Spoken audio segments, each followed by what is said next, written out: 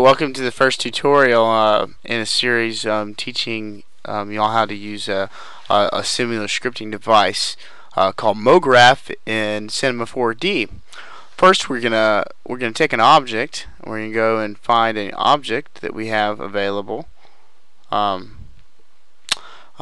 simple, I think, like a car.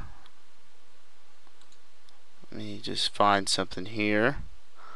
Should have had it ready. We have a ladder here. We'll take our ladder and use it.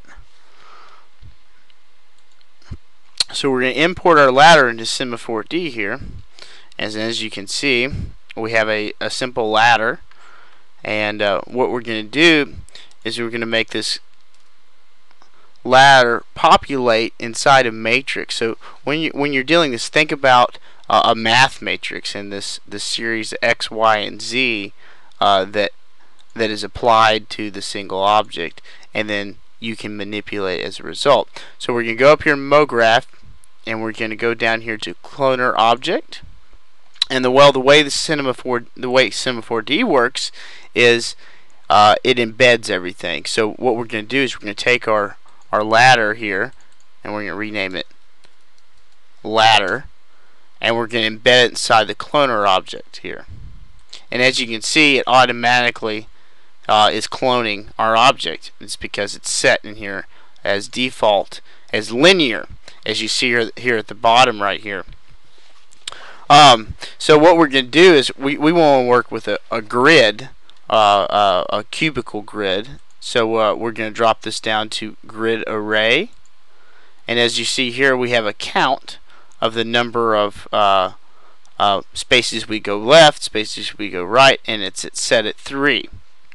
And you also see that over here our ladders are crossing pretty badly. So we're going to change the difference in the spacing here.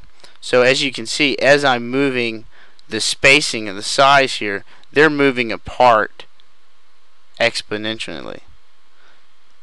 And as you see, we can move them in the z-axis. So as you see now, they're starting to form a nice grid that we can use and manipulate easily.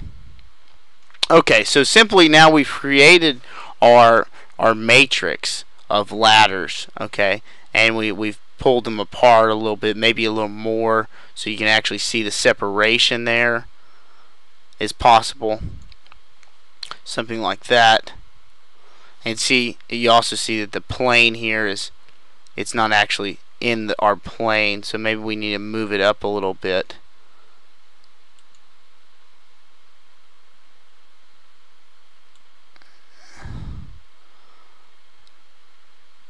Okay. And if you hit O, that will always center you on your object. So now we're sitting above the plane, and we have our matrix.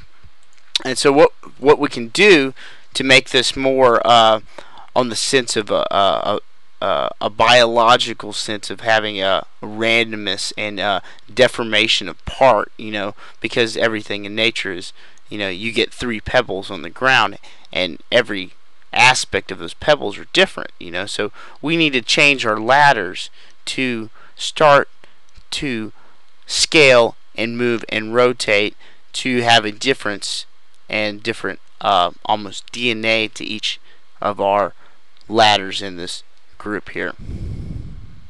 So what we're going to do is go back to the Mograph, and we're going to go down to one of these effectors here. You must have the cloner object highlighted over there for this to work. So you go down to the random effector here, and you click the random effector. Okay, now what that is going to do is if we click on the random effector and we go into parameters here, we see position is checked. And what it's doing is it's moving each ladder randomly at within 50 feet of the X, Y, and the Z. If we move, as you see, the 50 on the X, our X begins to move, and you can see the change in the ladders there. Well, we want it all. We're just playing, so we want everything to transform, and we're going to click Scale. We're going to change the scale of the X, a range of 2, range of -1 on the Y and a range of 1 on the Z. So as you can see over here, we have very distinct different ladders, and I bet I couldn't pick out a single one in there that is the same. So we're going to run through this quick. So we're also going to click on rotation. We're going to give 25 all the way down. And see now our ladders are starting to resemble some sort of structure. They're crossing in certain points. There's some adjustment that needs to be made, but we can see the different DNAs, the different shapes of ladders, and that's your basic creation of a Mograph a randomness pattern. More on the next tutorial. Thank you very much.